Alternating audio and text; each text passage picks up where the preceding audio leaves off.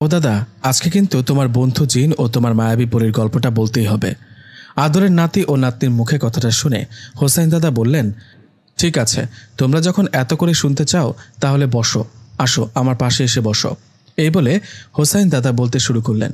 হোসাইন দাদা বললেন, শোনো, আমার বয়স 7 কি 8 বছর। তখন আমার বাবা আমাকে একটা হাফেজিয়া মাদ্রাসায় রেখে আসেন। আমার বাবা মসজিদের ইমাম হওয়ায় ছোট থেকে আমার শিক্ষা দীক্ষা ছিল ইসলামিকভাবে। বাবা আমাকে শেখাতো কোনটা ভালো কোনটা মন্দ। আমাকে অনেক দূরের একটা মাদ্রাসায় রেখে আসা হয়।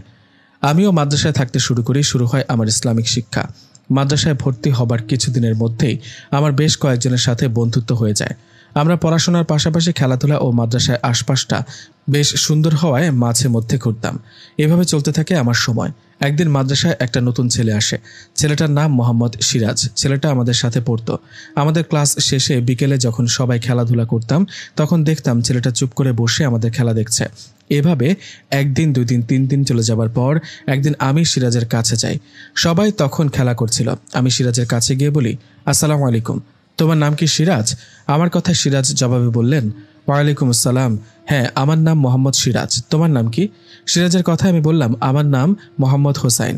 আচ্ছা সিরাজ, আমরা রোজ বিকেলে খেলা করি, তুমি বসে বসে দেখো, তুমি আমাদের সাথে খেলো না কেন?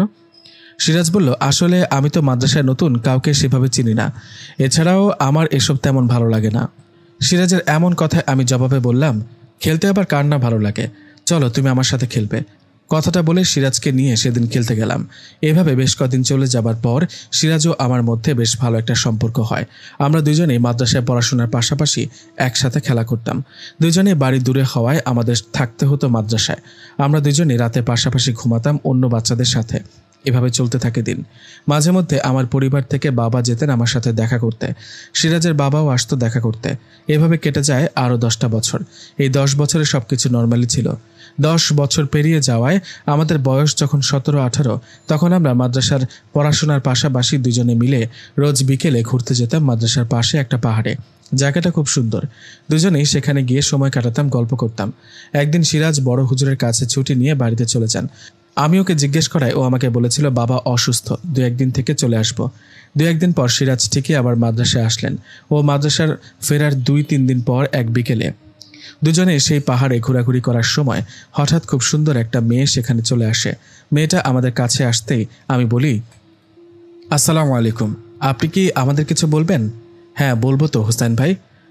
মানে আপনি আমার নাম জানলেন কিভাবে?